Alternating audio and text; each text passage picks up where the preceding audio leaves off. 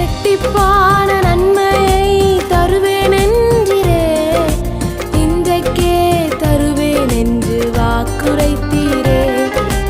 இழந்ததை திரும்ப தருவேன் என்று சொன்னீரே, இரட்டிப்பான பங்கையும் தந்திடுவாரே. ஆதியாகமம் 26வது அதிகாரம் அதனுடைய 19வது வசனம். அங்கே சுரக்கும் நீரூற்றை கண்டார்கள். இந்த வார்த்தையை கேட்டுக்கொண்டிருக்கிற எனக்கு அன்பான தேவ பிள்ளைகளே, தூர்த்து போடப்பட்டவைகளை நீங்கள் தோண்டுங்கள். கர்த்தர் 100% உங்களுக்கு பலனை நிச்சயம் தருவார். எதெல்லாம் இன்றைக்கு தூர்த்து போடப்பட்டிருக்கிறதோ, இன்றைக்கு உங்க ஊற்றுகள் வற்றி போயிருக்கலாம், உங்களுடைய வாய்க்கால்கள் தண்ணீரற்ற நிலைமையில இருக்கலாம், உங்களுடைய வயல்வெளிகள் காய்ந்து போயிருக்கலாம், உங்களுடைய சொத்துக்கள் பறிக்கப்பட்டிருக்கலாம், இன்னும் அநேக காரியங்களை நீங்கள் இழந்திருக்கலாம். நீங்கள் தோண்ட தோண்ட உங்களுடைய முயற்சி, உங்களுடைய பிரயாசம், உங்களுடைய கண்ணீர் நிறைந்த ஜபங்கள் வீணாய் போகாதபடிக்கு ஆண்டவர் 100 மடங்கு பலனை உங்களுக்கு ஆண்டவர் தரப்போகிறார். நீங்கள் சுரக்கும் நீரூற்றை நீங்கள் பார்க்க போகிறீர்கள். ஒருவேளை உங்களுடைய துறவுகளை சத்துரு தூர்த்து போடப்பட்டிருக்கலாம், அல்லது மனிதனால் தூர்த்து போடப்பட்டிருக்கலாம், அல்லது மனுஷனுடைய பொறாமையின் கிரியைகளினால் தூர்த்து போடப்பட்டிருக்கலாம். எதெல்லாம் தூர்த்து போடப்பட்டிருக்கிறதோ அதை மீண்டும் மீண்டும் தேவனுடைய தயவால், தேவனுடைய அனுக்கிரகத்தினால் நீங்கள் தோண்ட தோண்ட நீங்க அங்கே சுரக்கிற ஆசீர்வாதத்தை நீங்கள் பெற்றுக்கொள்ளும்படி ஆண்டவர் உங்களுக்கு ஊற்று கண்களை அவர் திறக்க போகிறார். நிறைய வாக்குவாதங்கள் வரலாம், எதிர்ப்புகள் வரலாம், போட்டிகள் வரலாம், பொறாமைகள் வரலாம்.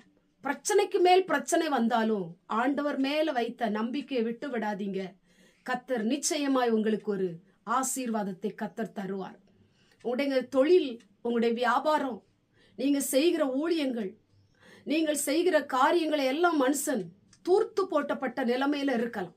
மனுஷனால உங்களுடைய வாழ்க்கையிலே உங்க நிலைமையே பாழான நிலைமையா இருக்கலாம். இன்னைக்கு ஆண்டவர் சொல்லுகிறாரு, எவைகளெல்லாம் தூர்த்து போடப்பட்டதோ அவைகளெல்லாம் நீங்கள் தோண்டும்படி ஆண்டவர் கிருபை செய்ய போகிறார். உங்களுடைய வாழ்க்கையில இழந்ததை எல்லாம் நீங்கள் மறுபடியும் பெற்றுக்கொள்ளும்படி ஆண்டவர் உங்களை ஆசீர்வதிக்க போகிறார். 100 மடங்கு பலனை நீங்க பெற்றுக்கொள்ள போறீங்க. அது தொழில நடக்க போகுது, அது உங்களுடைய வேலை ஸ்தலத்துல நடக்க போகுது, உங்க வியாபாரத்துல நடக்க போகுது, உங்க பிள்ளையுடைய வாழ்க்கையில நடக்க போகுது, உங்களுடைய குடும்பத்துல நடக்க போகுது, உங்களுடைய ஊழியத்துல ஆண்டவர் நடக்கும்படி செய்வார்.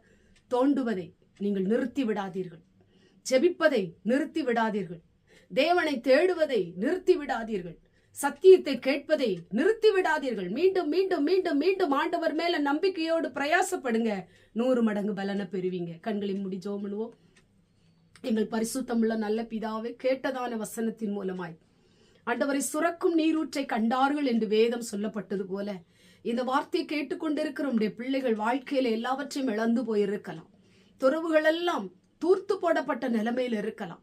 உங்களுக்கு வர வேண்டிய உயர்வுகள், ஆசீர்வாதங்கள், மேன்மைகள், ஆண்டவரை பணங்கள், சொத்துக்கள் எல்லாம் தூர்த்து போடப்பட்ட நிலைமையில இருக்கலாம்.